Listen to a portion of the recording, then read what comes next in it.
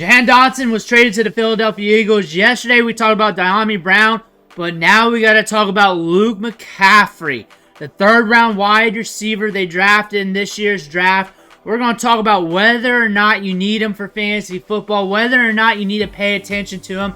We're going to do that right now today, but before we dig in, you need to click that subscribe button.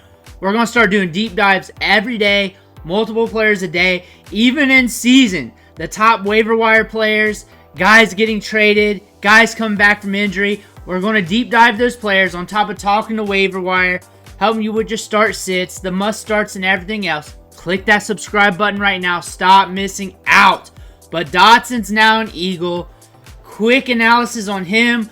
It's late in the game in preseason and training camp for him. He's going to have a late start. AJ Brown and Devonta Smith together is probably going to have like a 50% share of the targets. Targets going to Saquon Barkley, to the tight end. I just don't see him being fantasy viable unless the wide receivers get decimated. That being said, don't look at Jahan Dotson this year unless something happens. But we're also looking at Dyami Brown. Dyami Brown can get downfield, has a deep A-dot, but not very productive so far, but he is a wild card. Check my video that I did yesterday if you want to hear more about him.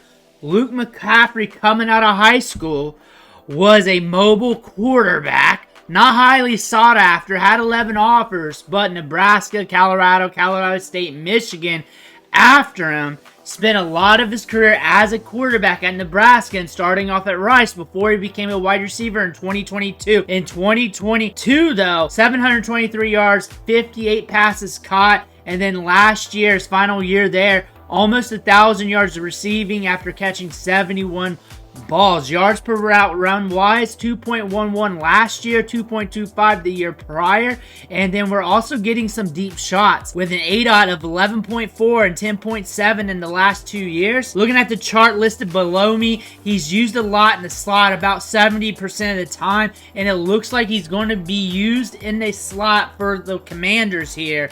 He had a breakout age of 21 years old. Usually, metric-wise, that's not a good look for a wide receiver, but he did start off as a quarterback, and he had to make a transition between quarterback to wide receiver at the college level. But once he made that transition to wide receiver, he broke out pretty quick. So reading that number, it's kind of weird, but he does show you the flexibility of moving from one position to another and being productive. So that can also show you the flexibility of moving from the college game to the pro game. And on top of that, you're very cerebral as a quarterback. You know all the positions. He's a good route runner, and everything between the ears he has. We know this about his game from the Senior Bowl. He's also a good route runner, create separation. And then looking at the depth chart here from playerprofiler.com, Jahan Dotson's gone. So you got McCaffrey, you got Zaccheause, and you got Dyami Brown. Dyami Brown's going to stretch the field. Zaccheause has been looking good in training camp. We've been looking at the highlights on him.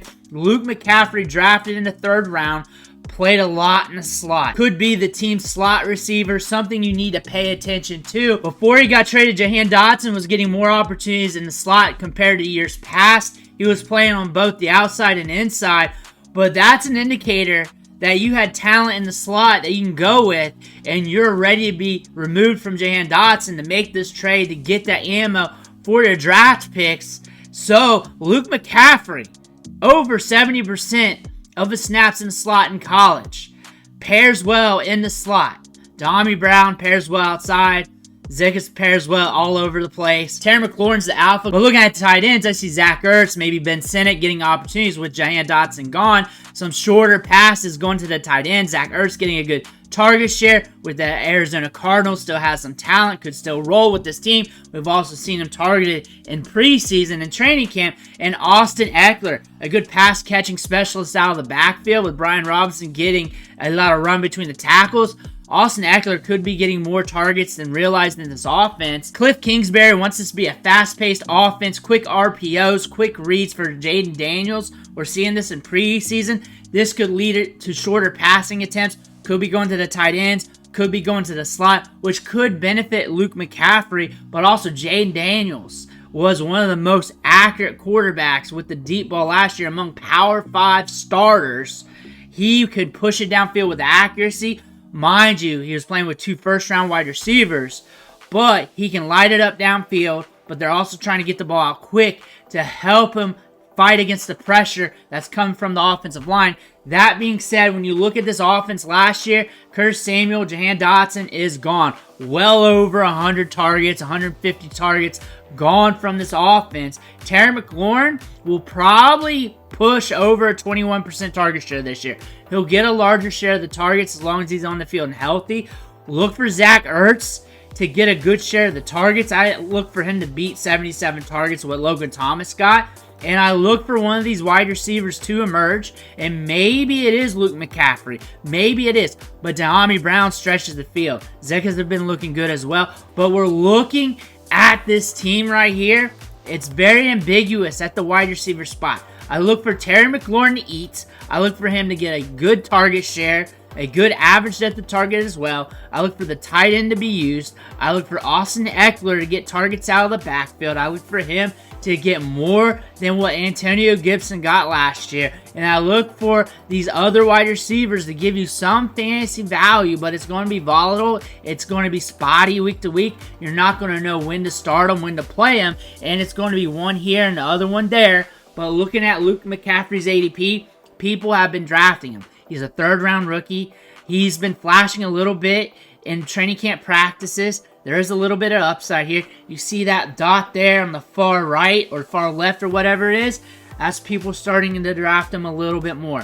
He's starting to get a little bit more ADP to his name. People are going to start drafting him a bit more in underdog best ball drafts, taking a stab at him because they've already been doing that. And Luke McCaffrey does have some upside in this offense if he does get some run. But overall, in your basic leagues, you do not need to make a stab at this deep lottery ticket unless you absolutely want to. You do not absolutely need Luke McCaffrey, but he is a guy that you may want to stash or look at. But in the later rounds, I'm pulling running backs. I'm getting those upside flyers, those backups with good profiles. I'm looking at that. But if you believe, go get him. But if you like him a lot, go get him. If you want to take that chance, go get him. If you want Dyami Brown, you want to take that chance, go get him. I believe the wide receiver 2, 3 in this offense is probably going to be volatile. I think there's going to be some meat to eat in this offense, but I think some of it's going to go to the tight ends, and I think some of this is going to go to the running back, and I think Terry McLaurin is going to get a little bit better target share this year because he's very good. He's an alpha. He's going to be used like that. Let me know what you think in the comments below. Make sure to hit that subscribe button on the way out. One, thank you for watching. Catch you on the next video.